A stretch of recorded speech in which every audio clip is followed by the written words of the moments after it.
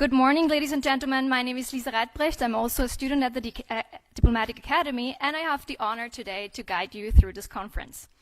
As you can see in the printed schedules, today's program will include 3 different formats.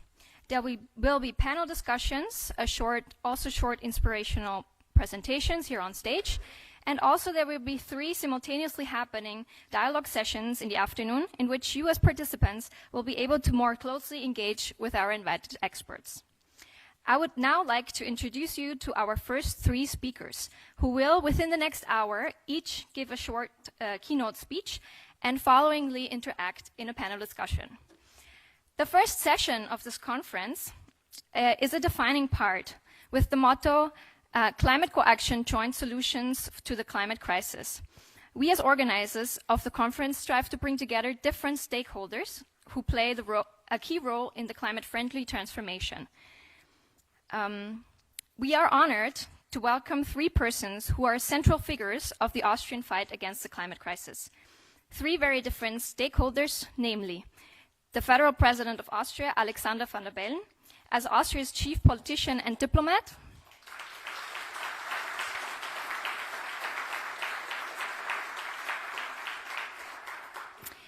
Mr. Wolfgang Anzengruber, who is the CEO of Verbund AG. Welcome.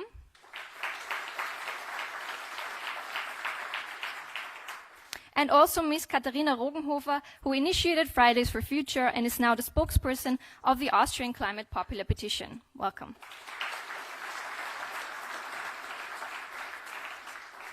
All of these 3 speakers have in common that they put the climate crisis into the center of their agenda and took ambitious action, even long before the climate change became such a popular topic. We are very honored to have you here. Let's now welcome on stage Federal President Dr. Alexander van der Bellen for the first keynote speech. Dear students of the Diplomatic Academy, dear Director Briggs, ladies and gentlemen, dear friends. Well, first of all, let me thank you for inviting me. It's always a pleasure to be here at the Diplomatic Academy, particularly when discussing a subject of such critical importance. Climate Co-Action, Joint Solutions to the Climate Crisis. That is the title of this, let's call it seminar, of this conference today. And indeed, co-action, joint action, determined multilateralism is exactly what it will take if we want to tackle the climate crisis in earnest. By the way, I don't talk about climate change anymore. It's a climate crisis. Who is against change? Nobody is against change. There was a movie recently about American politics.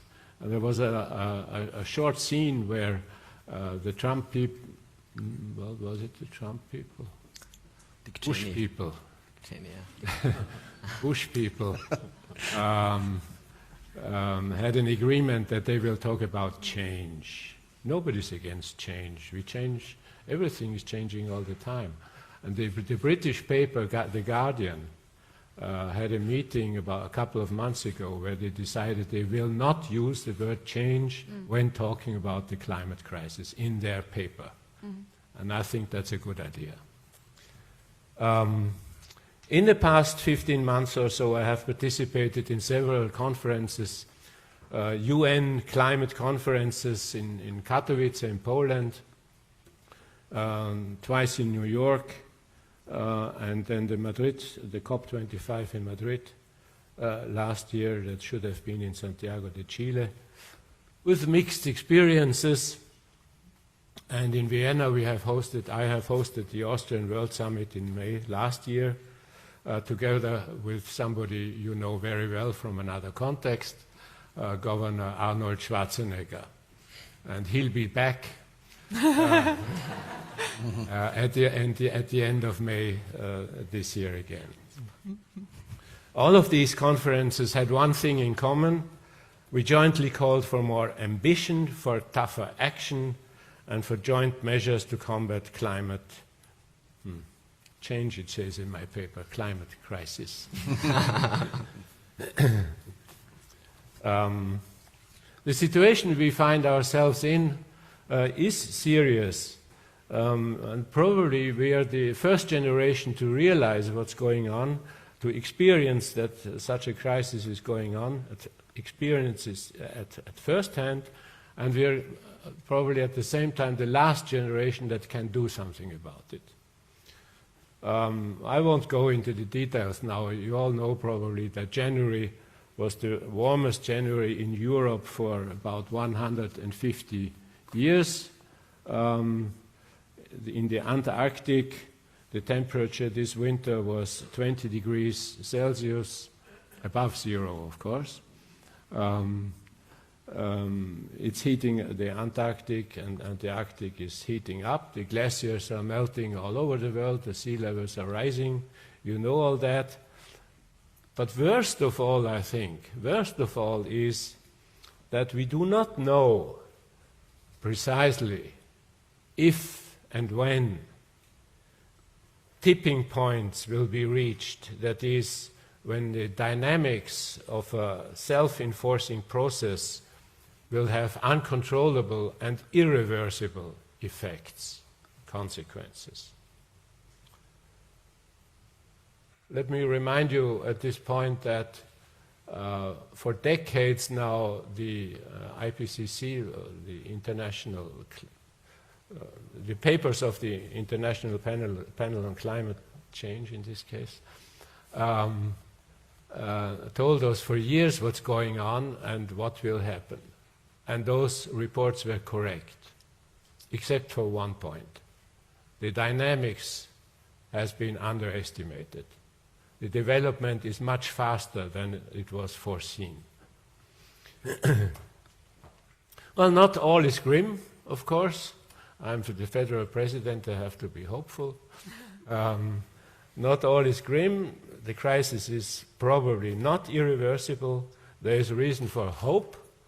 And personally, there's one particular reason that instills hope in me, and that is the young people. The young people, the young generation, taking a leading role where others have failed. And indeed, it is not only your responsibility, but it's of your own interest. I'm talking to the young people in this room. In your own interest to do something about it, finally. Greta said that the older generation has failed her and the younger generation. That hurts if somebody has been involved in doing something about it, but it is true we have not been successful enough. That certainly is true. So it's your business, you're the leaders of the future, the young people, the leaders of the future. If you are showing the courage and the determination to do something about it, then we have indeed a chance to win this fight. You are not alone with it in this fight. UN Secretary General Antonio Guterres is very, very much on your side. He proclaimed this decade the UN Decade of Action. I have heard many speeches of Antonio Guterres, and he couldn't be clearer about the issue at all. So there are many firms, many enterprises, capitalist enterprises, are beginning to realize what's going on. If you read the Financial Times, every second day there's an article in there about something concerning the climate crisis. Yesterday, for instance, on the roles of banks and therefore of central banks. Central banks, the title was, I think, Central Banks Becoming Green. They are not becoming green. They realize what's going on, because banks and insurance companies, of course, have to realize that the risks they are confronted with are changing. And that, again, is therefore a reason for a central bank well, at least to look at the problem and to see what's going on. I'll stop with that. I wish you a successful and interesting conference, and I urge you to keep, if you're really interested in the climate crisis, I urge you to keep your enthusiasm and engagement alive. Thank you.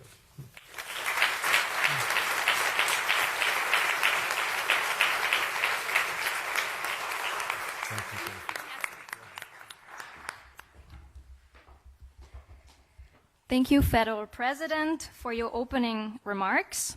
I would now like to invite Mr. Wolfgang Anzengruber to come on stage. He is the CEO of Verbund AG and will now give his introductory statement. Thank you very much.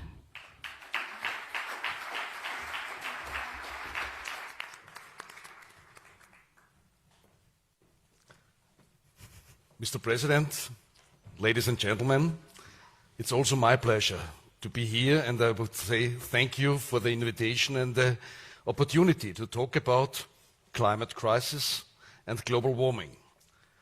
Ladies and gentlemen, the facts are completely clear, and there are no doubt about it. We have achieved the highest concentration of CO2.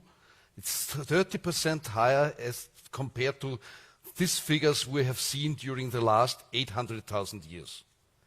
We have the highest sea level and the highest global average temperature since more than 150,000 years.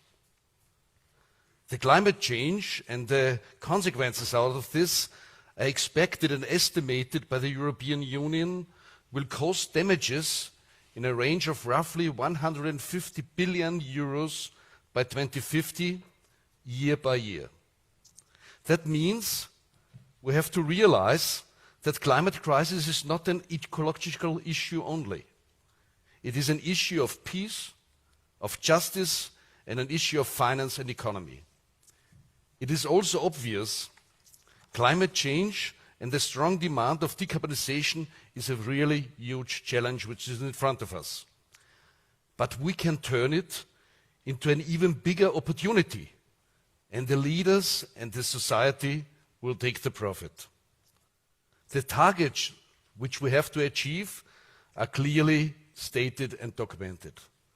It's based on the Paris Agreement from the United Nations. The main target what we have in front of us to limit global warming by about 1.5 degrees. Now we are on track to achieve 3 to 4 degrees. The second one is also the target of the European Union from the new Commission now, to achieve by 2050 the so-called carbon neutrality in 2050. And also the program of the new Austrian government, which has also very ambitious targets behind to achieve this carbon neutrality by 2040. That means 10 years earlier that it is targeted by the European Union, and also to achieve CO2-free power generation by 2030. That means we have 10 years in front of us. That means we have now enough targets. And we should stop now to discuss about targets. And sometimes I have a little bit of impressions. We are long on targets, but we are short on actions. And therefore I would like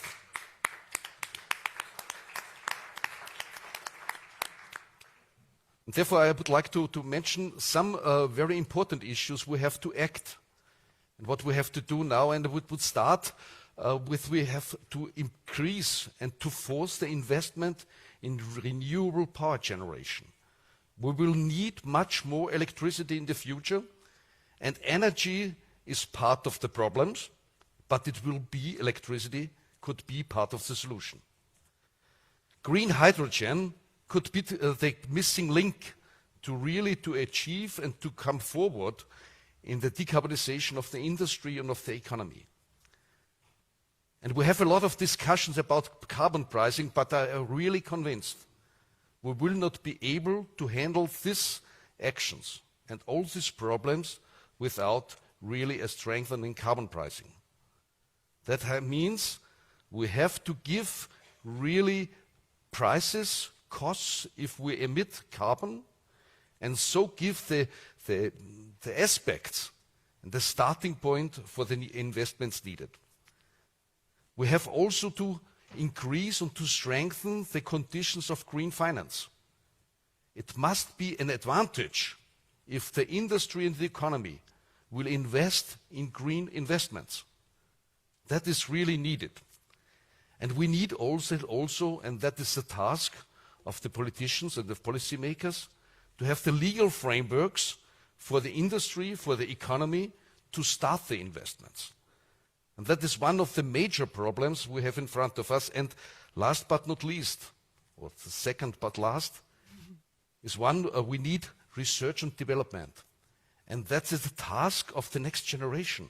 We have to do a lot to really handle all these aspects, all these measures what are in front of us. And the most important one is we have to mobilize the society. The society to accept and to really work with the actions that are needed. And that is really will be the framework to achieve and to be successful or to have a chance to achieve all these ambitious goals. From the industry side, most of the technologies we need are available. And believe me, and I know it with discussions of friends in various sectors, the industry would be ready to start with all these investments and activities. Up to now, and that is a little bit the disadvantage what we have at the moment, the costs are a lot. And due to the international competition of the economy, the costs cannot be shifted to the customers. And there's no business case now, and therefore we have to work on the framework we need to do the necessary actions there. So again, framework conditions are needed that allow robust business cases and reflect all the costs. That means we need the truth of cost. A lot of technology in the economy will not cover the right cost, especially in the nuclear generation. In a global economy, we have also to think about cross-border adjustment taxes for CO2. That will be necessary to achieve and to have a level playing field for the economy behind. And we have to avoid distortions in competition. I would like to end with the statement of Barack Obama. The president has already mentioned it. We are the first generation we feel the impact of all this climate crisis we have. We have the technology, we have the, let's say, the financial issue to do it, and there's a big question we have behind, why do we don't act? Thank you. Thank you very much, Mr. Anzengruber. The third participant of the upcoming panel will be Ms. Katharina Rogenhofer. She initiated Fridays for Future in Austria and is also the Austria spokesperson for the Austrian Climate Popular Petition. Let's welcome her on stage for the opening statement. Thank you so much for the invitation. I'm really happy to be here and to speak in front of you today. The last year was an incredible one for me. Coming from a background in science, I always wanted to be a scientist. But that ended when I realized that the insights I gained were in fact old ones. For decades, scientists had been saying the same things over and over again, but no one seemed to listen. I wanted to have more of an impact, and when I worked for the UN, I met Greta Thunberg. That changed the frame in which I saw the crisis, away from science, away from terminology, away from technical details. What I was left with was the realization that the climate crisis is not a natural crisis alone. It is a human crisis. Together with two friends, I then started Fridays for Future in Vienna, and in April I launched the Klimavolksbegehren, a citizens' initiative that demands courageous climate action By the way, you can still all sign it until the 3rd of March in your next Gemeindeamt or Magistrat or via mobile signature.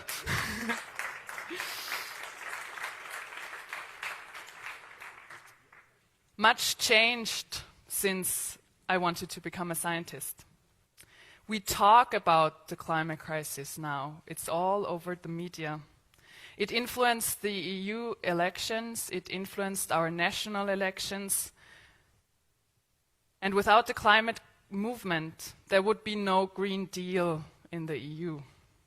No governmental agreement on climate change, on climate action. But, and I have to emphasize that word, we are nowhere near where we have to be.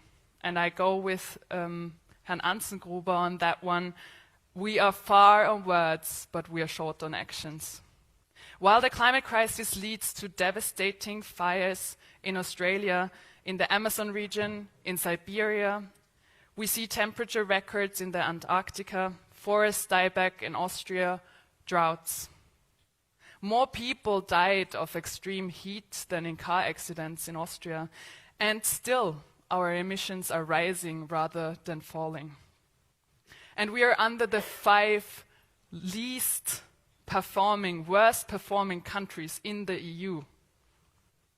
This does not only have to change because of our international commitments or the fact that we have to buy certificates if we do not succeed in reducing our emissions, but it has to change for us. Because courageous climate policies are policies for us, for the people. It would mean investments in an affordable public transportation system, which would make public transport accessible for everyone. It would mean divesting billions from fossil fuel imports to invest in renewable energy. This would create jobs. It would make us healthier, our cities greener, consumption more sustainable and local. So why did this not happen? Even if it would be beneficial for all of us. We should not be fooled. There are enough groups who have the interest to keep business as usual going. There is enough money to influence policy, and power still lies with the big fossil fuel giants and companies depending on them. Just last week, the EU Parliament passed a list of projects of so-called common interest. 32 of them were gas infrastructure projects, some of them for fracking gas from the US. Fracking is not only damaging local nature, it also loses methane along the transport chain, which makes it as damaging to our planet, to the climate, as coal. This is just for you to put things in perspective. Yes, we have come far with commitments, but the actions taken are few, and they are not big enough for what is needed, and sometimes they even take us backwards. We need real change, and this is often not easy. Some systems need to be transformed that have served us well in the past. Economy, transportation, agriculture, cities, energy production will have to be redesigned to be fit for our future. This is an enormous task. And it is a fight against powerful interests. We have to hold politicians and governments accountable for what they do, measure them on their actions and not their words. We have to stand up for those who are impacted today and who will be impacted in the future, and for ourselves, because we all reach our limits in trying to live sustainably, when there are no buses going into our town, when the train is more expensive than going by plane, when if we try to buy regional food that is not packed in plastics, we all reach our limits. So yes, we need change, political change. And if we do it right, we can win the world. Thank you. Thank you again, Federal President, Mr. Anzengruber and Ms. Rogenhofer, for your introductory speeches. I would now like to invite you to come on stage again for the panel discussion with the title Drivers for the Transformation. In the next half hour or so, we would like to talk about questions like how can we create co-action and synergies, and how do we mobilize other stakeholders to act? The following panel will be led by Brigitte Gerstmann and Julian Schmidt, who are students of our special master program, Environmental Technology and International Affairs, at the Diplomatic Academy and the Vienna University of Technology. As moderators, they will guide through the panel, and they will open the floor to questions from the audience towards the end of the panel talk. And we would like to especially thank Julian Schmidt, as he played a very important role in organizing this panel. Welcome on stage again. Thank you, Lisa Reitbrecht, for this really kind introduction. And also a very warm thank you for our panelists, our very distinguished panelists, for being here, for having some time to discuss with us about burning issues of the climate crisis. We are here at the Diplomatic Academy, and as we are here, we want to especially focus on this panel on how to get stakeholders on board, relevant stakeholders on board, and how especially stakeholders who are currently reluctant to climate action or even resist to it. So please, all of you, feel free to react to every question, no matter to whom it is asked. And so my first question would be for you, Mr. President van der Bellen. You initiated various very successful initiatives, such as the initiative for a more ambitious climate action before the COPs. For instance, in this initiative, there are by now, I think, more than 30 heads of states and government. But nevertheless, Austria is a relatively small player compared in emissions, compared in its political power, compared to the United States, the People's Republic of China, or emerging India. So does it make even sense for Austria to do anything about the crisis? No. In a sense, it doesn't. You're really addressing a most serious problem I can see with regard to the measures against the climate crisis. And that is the free rider problem. But I'll tell you a little story before that. Must be about 40 years ago, maybe even more than, let's say about 40 years ago, we realized that cars had emissions that were unwelcome, let's say. It had nothing to do with the climate change. I think it was sulfur and particulate matter and things like that. And we knew that the technology is there, the car industry would have no problems in fitting these kind of filters. However, the car would be, the price of the car would be increasing by about 500 euro or so in shilling at the time.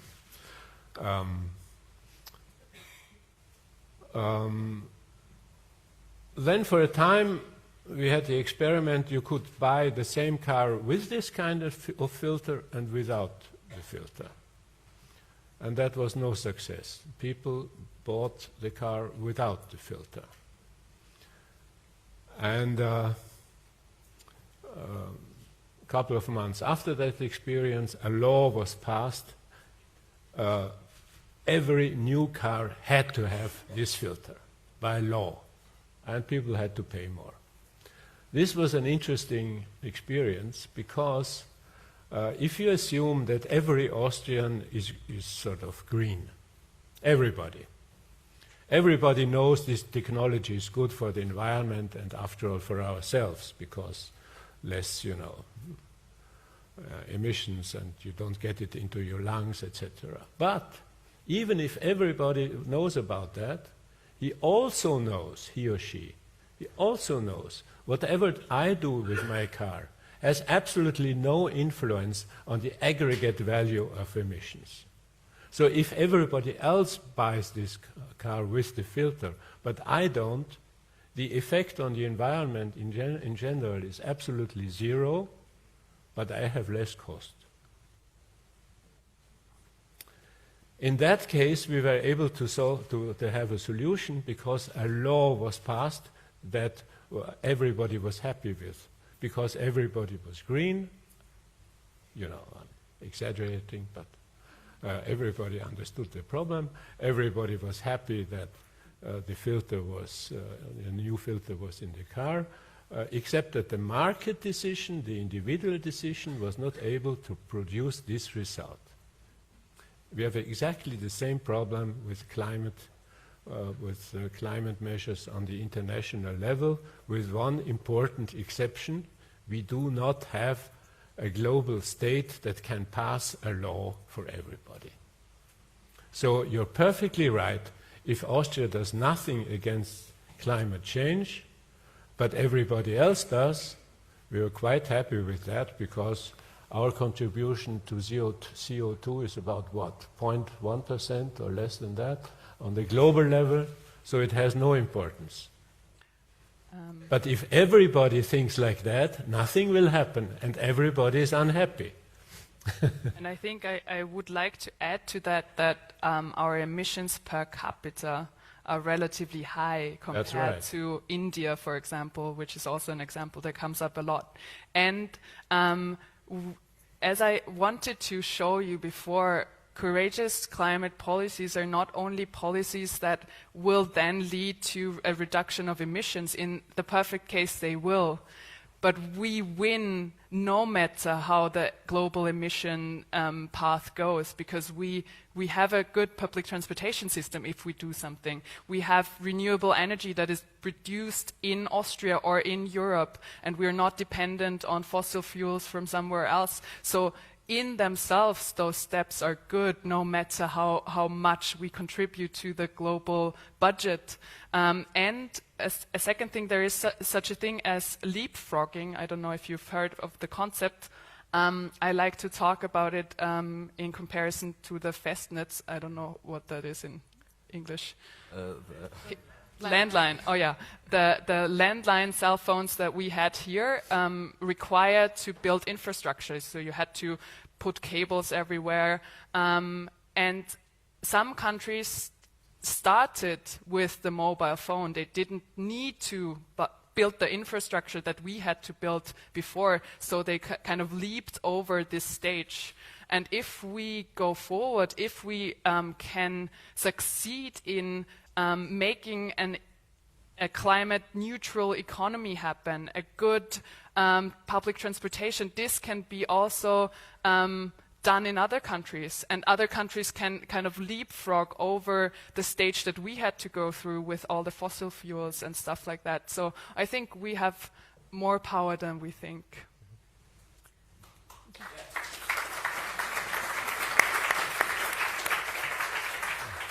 Well, thank you for this contribution. Also from my side, a very warm welcome to our distinguished speakers. It's a pleasure to be here. And yeah, my first question would be for Katharina Rogenhofer. So speaking from scientist to scientist, I would like to talk a bit about knowledge and information and disinformation in our age. I think it's safe to assume that everybody in this room acknowledges the severity of the climate crisis. But still not all of us are technical or scientific experts. Most of us here have a background in economics, history, law, which makes it difficult to get orientation in this flood of information we get at the moment. And this information is very complex and mentions interlinkages and feedback loops, we all know it. And then also we get swamped with a multitude of proposed solutions and technology. Mr. Anzengruber just mentioned the green hydrogen solution, for example. So how, as a generalist, can we get orientation in this chaos? How can we get something that guides us through, and which sources can we trust? That is a huge question. First of all, I'm really thankful to live in Europe. I think we don't have such a big problem with climate denialism as in the US. What we see in Europe a lot is either the argument we can't do anything about it, or it is too late, or do we actually have such a large share on the emissions. But climate denialism is a little better than in the US.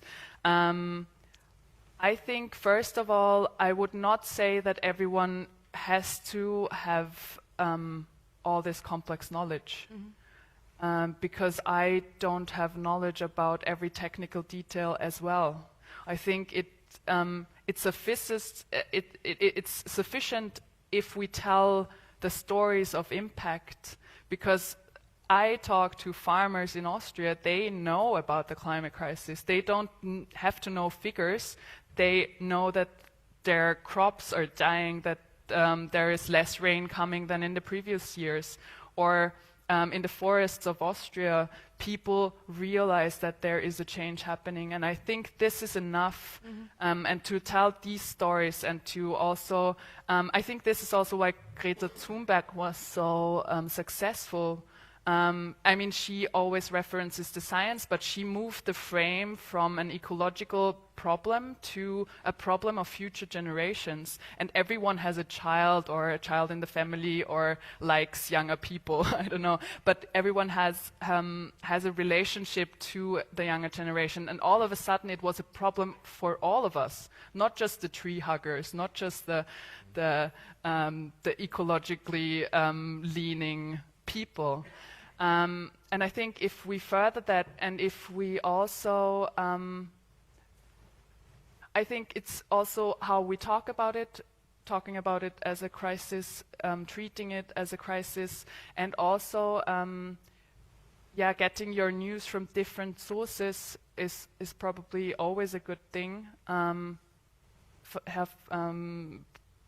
President van der Bellen mentioned The Guardian.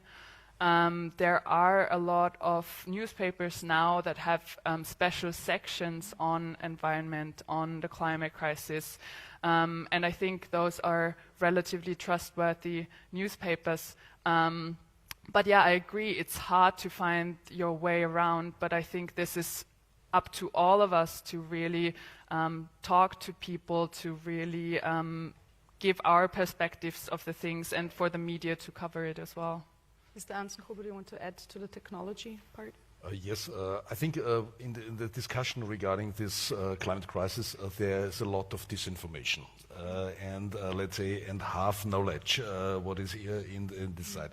I think I would like to start with it's completely right from your side, Mr. President, that our part of the CO2 emission is really very small. Yeah, and we cannot turn it. It's roughly 1%. Let's be like this, or less than 1%. But in the discussions I had with some others regarding this, what can we do as a small country to really to act on these problems? I say, okay, you will go to election, and my vote is less than 1%. I go to this election because I have to do something. The other thing is about the costs. I think there's some really huge disinformation. We are talking about the feeling of some Austrians is we are quite pretty. On the power generation, we have a renewable portion of 75%. But electricity is only 20% of the whole cake of energy. 80% is energy we need for mobility, for heating and cooling, and industry. About the costs, we are now discussing also with politicians regarding CO2 pricing. Yeah, CO2 pricing. The cost of CO2, as long as CO2 prices are only for the industry, that's only 40% of the pollution there, which coming from the industry, is now at 25 euro per ton. And for the remaining part of 60% of the society, they have to pay zero. And we know it from the economic side and from the industry side. We need a price of roughly 60 euro per ton. Then investment will start in, let's say, in avoiding CO2 emission. And also the comparison with China. China has higher CO2 emissions compared to Austria. That's clear. There are much more people there. But also if we add it at capita, then we have to say the Austrian emission per capita is roughly 10 tons a year. Yeah? But that's only the emission, but what we consume is 50% higher. Because the emissions of articles or goods we consume are in China. And that we have also to recognize in that field. And I give you a last example, green hydrogen. Why is green hydrogen so interesting for the whole decarbonization, not only for the energy sector? Because if we can make also out of green electricity with water, hydrogen, yeah, and oxygen, and we can really substitute fossil coal, gas or oil by hydrogen. And that is really a good thing, a missing link. And I give you, unfortunately, at the moment we have a situation that it's not competitive on the price side, but we are in the beginning. The economy of scale is not already achieved there. But I give you an example. On this high cost today, if we make, for instance, green steel, and steel production is one of the big emissions that is connected to the process. If we make green steel, with the high costs we have today, a car, the prices of a middle-class car, would be roughly 150 euros higher. That is not huge. Yeah? The painting or the special painting of the car is much more expensive. Yeah? And I think, and also I know it's difficult for policymakers there to do something on pricing and so, because they need elections and they need majorities to install something. But anyway, and that was also one item I would like to bring to you. It says we need you. And the most critical issue we have today, we know very well about the problems. But the costs out of these problems will not be now, will be in the future. That means the powerful generation at the moment in the industry or in the economy will not really be impacted by this. That's mainly you. And therefore we have to work to shift the cost of the future to the present. Otherwise, we will not drive this thing. And we need the majority of the society. Otherwise, it will not run. Well, thank you. I'm very happy you brought up this also more. Yeah, it's definitely worth applause. I'm happy you brought up this this more economic picture, because I also would like to draw a little picture. We were talking about enormous tasks, and also the last century showed us that we can achieve enormous tasks as humanity. For example, we traveled to space. We traveled to space. This was a very ambitious project, and we did it. And by traveling to space, we for the first time got a new perspective on our planet. We saw our planet in its context, in a universe, and we realized we're traveling on this planet with this tiny shell of atmosphere around it through space at an incredible speed. And this really helped to realize that we also depend on its resources, and these resources are limited. So just quickly, how can we solve the dilemma between an economy that is based on this eternal growth and these limited resources we face? Greta called it a fairy tale, by the way, in her famous UN speech. Who called it a fairy tale? Greta Thunberg. Ah. Called it a fairy tale, eternal economic growth. I think there is no opposition between handle or act on this issue and economic development. I think that is really, that could be, now we have, during the last roughly 150 years, the economic or the society welfare was based on burning fossils. That's quite clear. And now it's time to change, to do it in the other way. That's a kind of revolution. That is a part of, let's say, of growth. Growth also in the economy. But based on another resource. And I think that's achievable. And anyway, we will achieve. I think I'm not pessimistic about it. I think I'm very optimistic about it. That will take place, no doubt. We can only choose if we do it now. It's not so expensive if we do it in 10 or 20 years. It will have a lot of costs. And the reason behind this, if we do it late, then the costs will be so high that our welfare and our living standards will be under pressure. And that should we avoid. That's, I'd like to see it from the economic point of view, but I think that then things will happen. There are a lot of people, if we make, let's say, a survey, who is for actions in, who is for climate protection or like this, roughly 95% will say, yes, we are. But they are not ready to have to really to support that and contribute in the personal living.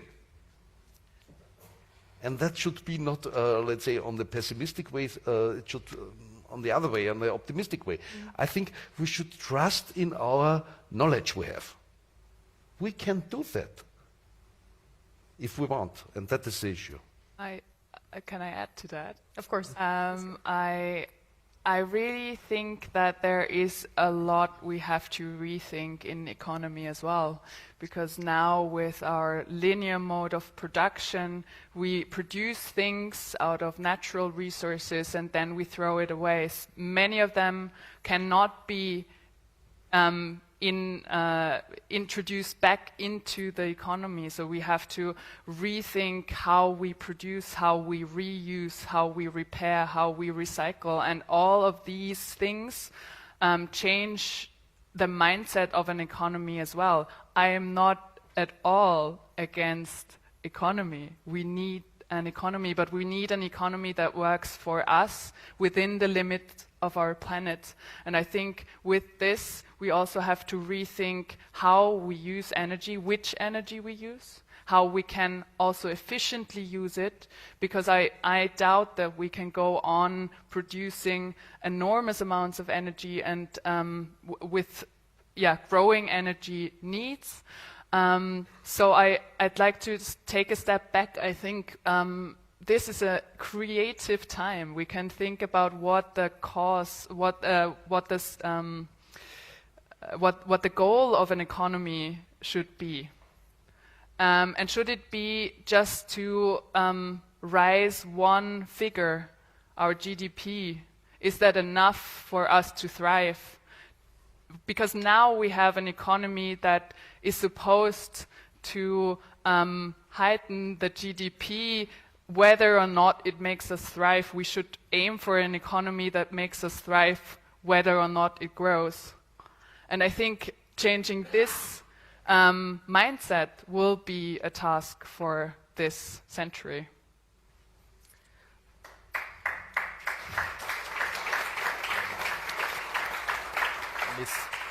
Ms. Rogenhofer, in your climate petition, you state that nobody should be left behind in this transition. So I have a question to you.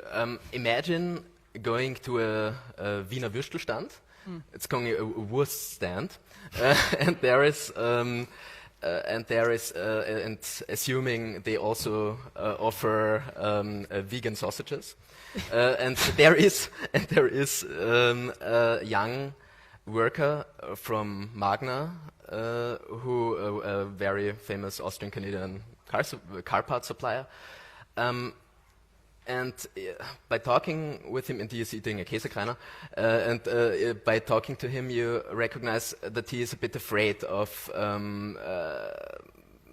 if he might lose his job in the future due to electromobility, due to car sharing, due to carless cities, and the political initiatives in this direction. How do you, what do you say to him, and how could you convince him to sign your climate petition? A very difficult task. Yeah. I will start with a short story. I'm still a little bit involved in Fridays for Future, and we started the third worldwide strike in front of the OMV, and we presented them with 3 hearts. The first heart was a black one, which read, "Fossil fuels kill," which they do.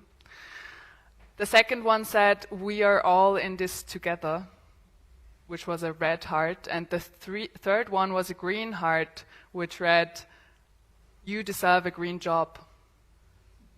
And I really believe that we are all in this together. Also, this person working at Magna has a job, and probably he's also proud of that job. And probably he needs the money from this job to sustain his family. And I think good and just climate policies are designed in a way that also cater to these people, that create jobs or opportunities that they can move into, that they will have long-term, because those are long-term jobs in renewable energies, in the transportation system that we will build.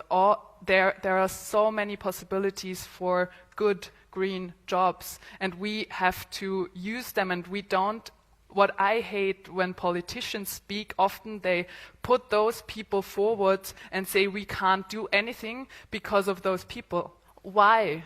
Where are your policies for exactly those people? Where are your policies that make it possible for the old grandmother in her little flat to change her way of heating? Where are your policies that make it possible for everyone to go by public transportation? Where are your policies that offer everyone a green job? And I think this is what I want to succeed in by telling people about this petition as well, is yes, we can change a lot in our lives, but there are limits, and we are growing up in the surroundings we're growing up in. We can afford different things, but policymakers have to make it possible for everyone to live climate friendly. This should be a norm. By now, the norm is a not climate friendly life. You have to decide to be climate friendly. You have to not take the plane. You have to buy from a local farmer. Why is this not the norm? And I see policymakers and governments as those people who can change our system so that climate friendly life for everyone is possible. Okay. Thank you.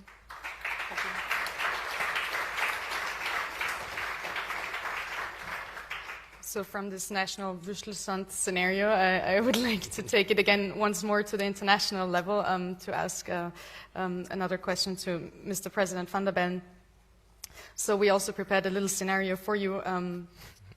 So let's imagine, let's go on this thought journey together. Let's imagine you're at an international conference, let's say at the Vienna International Center, and you approach the elevator, and for some circumstances you're on your own.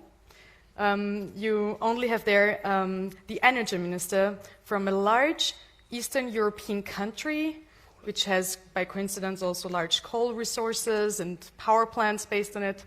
And you enter this lift with that person, and you open the box of Pandora and start a conversation with that person alone in the elevator. And suddenly the elevator gets stuck. And now you have 30 minutes to continue this conversation.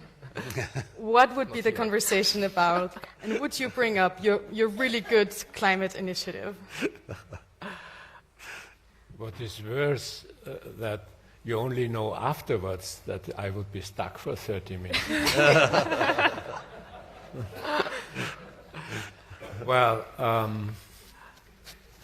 since I do not know how long it will take, I would be perhaps diplomatic. Actually, I get along with President Duda quite well, if you mean that. No, I would say, okay, I realize that you're dependent on coal for the next 20 years. So let's assume you can't get out of this trap. How do you compensate for that? I mean, coal is not the electricity producing by coal is not the only problem we have in this context. So how would you propose to compensate for your coal policy? And if you say, well, at the end it could be that we say, okay, but you realize that, I say to my colleague that you realize that we are in a difficult position because we, let's say 26 EU members are trying to do something positive about it, and you don't, and you expect us to finance you through that? I mean, we will have to pay for you, and you contribute nothing. For instance, the cohesion fund and things like that. You know, there are billions of euro flowing into Poland, Hungary, and our eastern neighbors. So we have an instrument of pressure there if we want to use it. Mm-hmm. That's and if you're able to use it, that's only a political question. I think I've listened to you carefully, and I thought, where do you take your optimism from? That's a good question. Personally, I don't get away from your question, but I thought, why is the international situation? Why has it changed in the last, say, 3 years? It's not only Greta, but she was very important. Mm-hmm. But it can't be Greta alone. I don't believe that. Something changed, perhaps because of, I don't know, hurricanes, floods, and so on, that everybody was noticing. So everybody is at least feeling something is changing, maybe.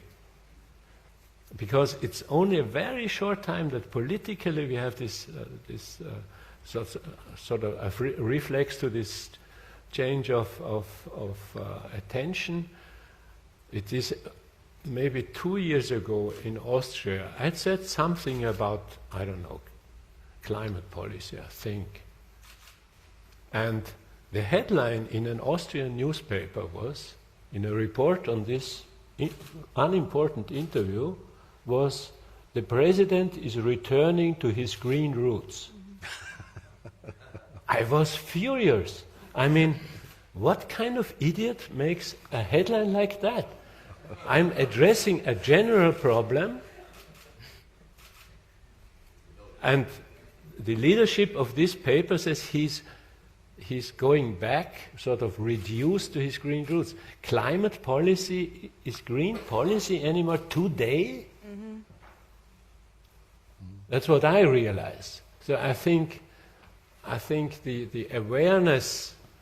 I hope it goes deep enough, and someday it will even reach the coal industry.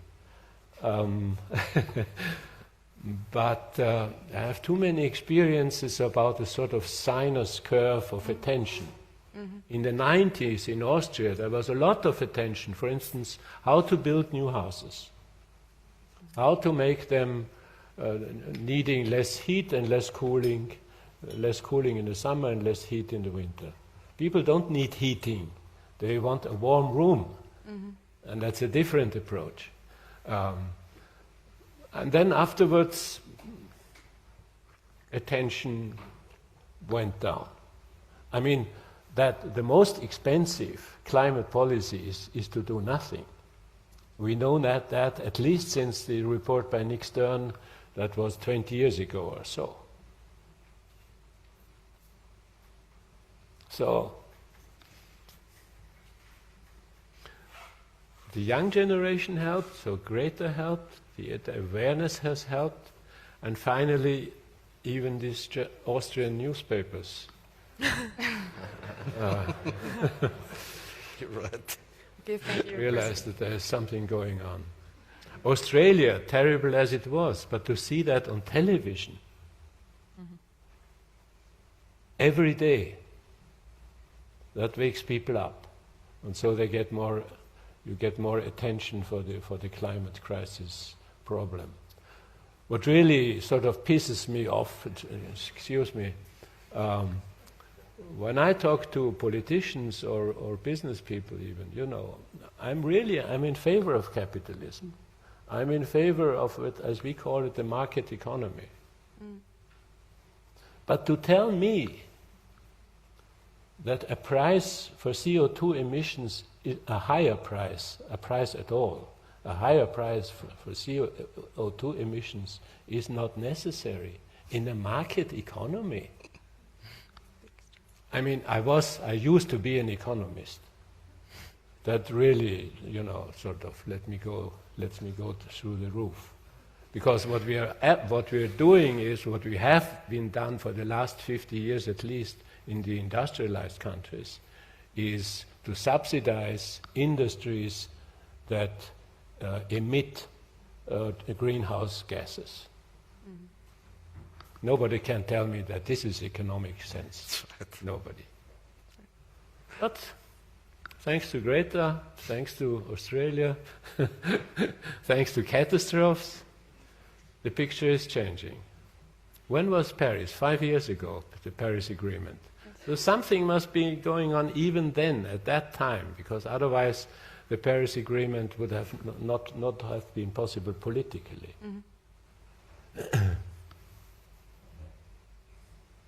Okay, thank you. Thank you. Mr. Anzengruber, another question with Asupi, we give a quite short answer, but it's maybe not so easy. Talking about the economy, the Verbund is already, as Austria's major energy supplier, I think 95% renewable energy, hydropower, wind power, now going solar power. So for you, it's really a business. Your business model is renewable, you can say. But as we know, it's not for all companies like this. And now we have also a setting for you. Imagine you are on a skiing holiday, you are sky high in a ski lift, sitting there, and by coincidence with 3 other CEOs, one from a big construction company, another is petrochemical industries, and one is heavy-duty vehicle logistics supplier. And suddenly there is a blackout, as the Salzburg line, as you know, hasn't been built yet. Yeah? And then you are there, you have some time. And how do you convince these CEOs to also be part of the energy transition? And what do they need to take this risk? It's a little bit difficult, but it's quite easy. If one of these CEOs is coming from the fossil side, I would him say, it's also no help to be on fossils. We will stay now. That is quite clear. I think, and I had a lot of discussions with really representatives of our other sectors, and we have to accept that the starting point is different. It's different in the industries, it's different on the countryside. Therefore, I do not agree with Poland, for instance, but I know they have another starting point. And we give them time to change, time to adapt, and like this. That is one thing. The second one is, I think, and in these discussions, I have the feeling, really, I have not really found anybody from the industry, he say, we do not see that, we do not think that is right. They say we need the transformation process. And I think that the target is, there's no conflict in goals. Yeah? There's a little bit of conflict in the process to come to these goals and the time what is needed for that. But I think especially on the steel makers, I have discussions with voestalpine. They know it very clear. They say, okay, we are the biggest CO2 emitter in Austria, but we have the plans, we have the programs to can reduce. But, and that is the other side of the medal, we need your help. We need the acceptance of prices from the economy. Yeah, that's like this. And that is not, we have not to pay much more. We have to pay it in another direction. all what we see now, yeah, we pay already increased insurance costs for floods. What we have there, that is increasing. That is let's say, the compensation of the situation we have at the moment. That is not additional cost. I'm right that the growth perspective was only based on quantitative growth. Yeah, I think there is really a room for quality growth. That is regarding, let's say, on food, what we eat, and on traveling, on kind of traveling. That is one thing. I think we need, efficiency. Efficiency is a really pure technical issue. And everybody know. And if I represent them, car manufacturer, or let's say also from the automotive industry, if you drive a car, you have to recognize that the efficiency of the driving of the car, based on this fuel, what we have, is 14%. 14%. That means 86% are losses. Yeah? And it's really, it must hurt the technician immediately. It does. That is the wrong thing. It is clearly stupid to burn gas, natural gas, at 1000 degrees to make, let's say, a warm room by 25 degrees. That's really stupid. That means that is the efficiency also in the utilization of let's say, elements of fuels like this.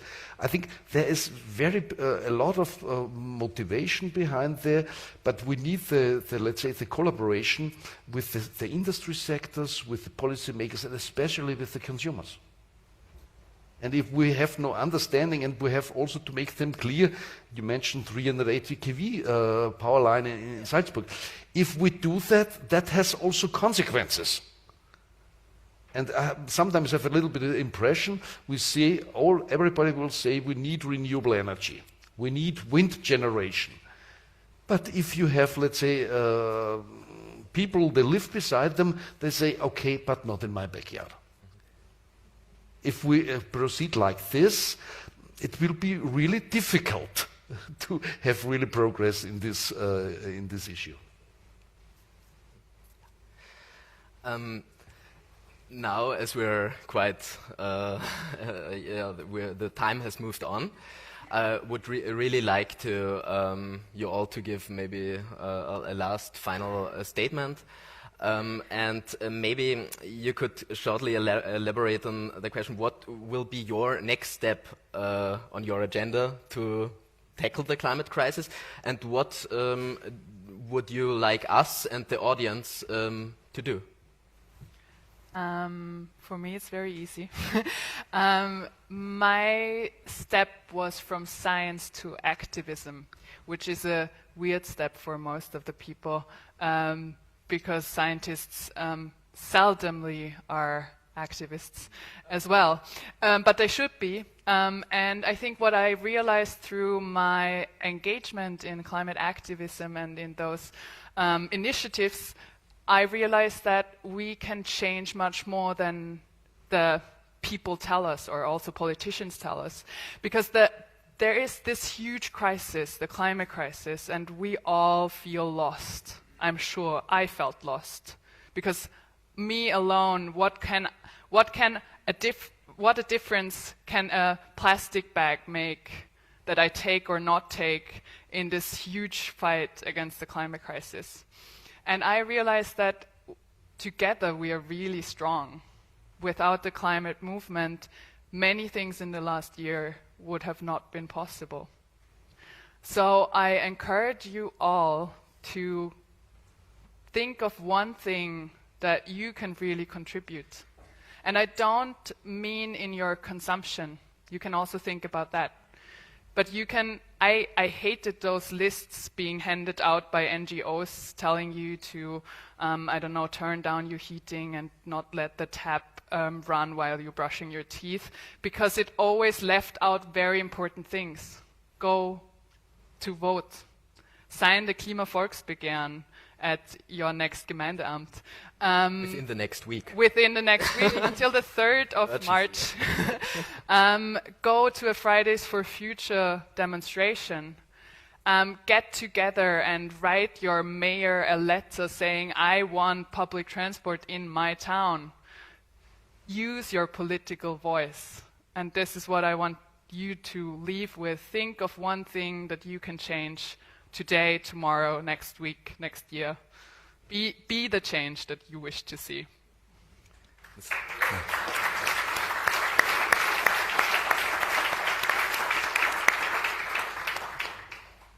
I think there are 3 items more or less on the company level. We will continue at Verbund the strategy we had since more than 10 years. Let's say only concentrated on renewable generation. That is now a program in place to increase investment on PV side. Hydrogen will be a big issue. That is quite clear. We do a lot of projects there, and we would like to go forward. The second one is on the, let's say, daily or short-term business. We will shut down within the next month the last coal generation in Austria. That is the second one. The third one, the short-term personal activities, I will support Ms. Hannover with the Klimavolksbegehren.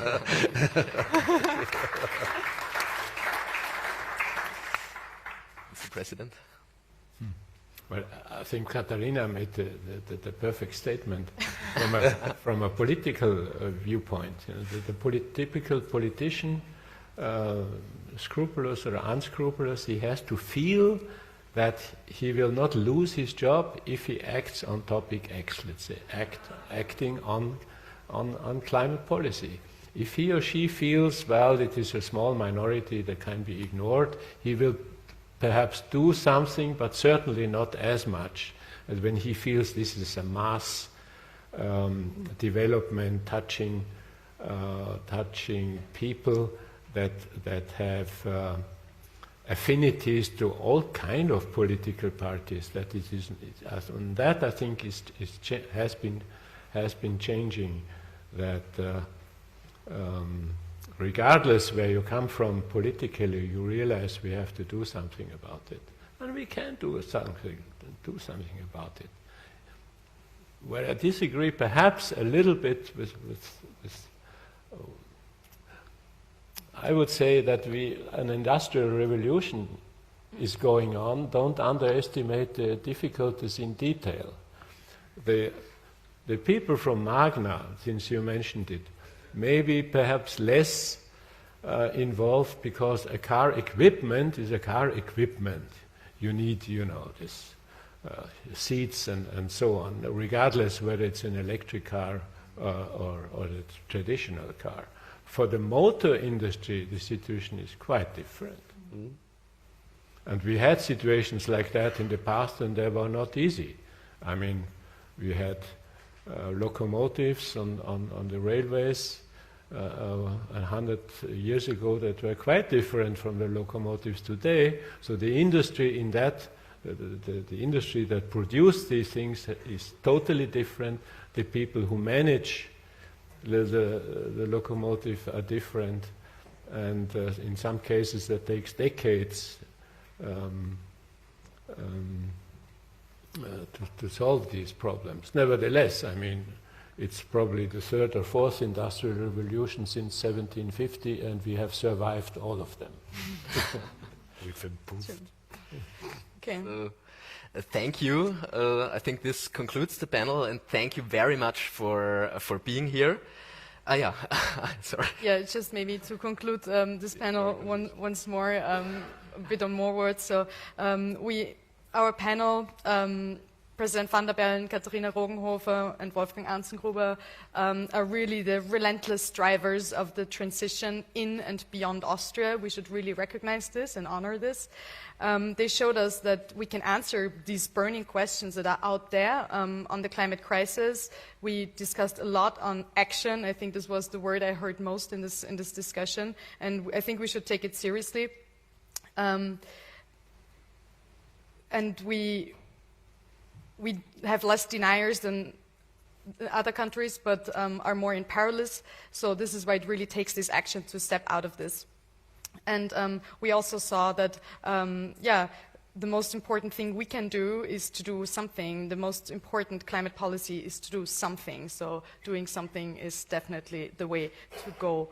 And and the conflict in process doesn't mean there is a conflict in the goal, as outlined by Mr. Anzengruber. And I want to close this panel by citing a very inspirational person, which I do share some characteristics with, although not maybe physically, but I want to cite Arnold Schwarzenegger. We're from the same hometown.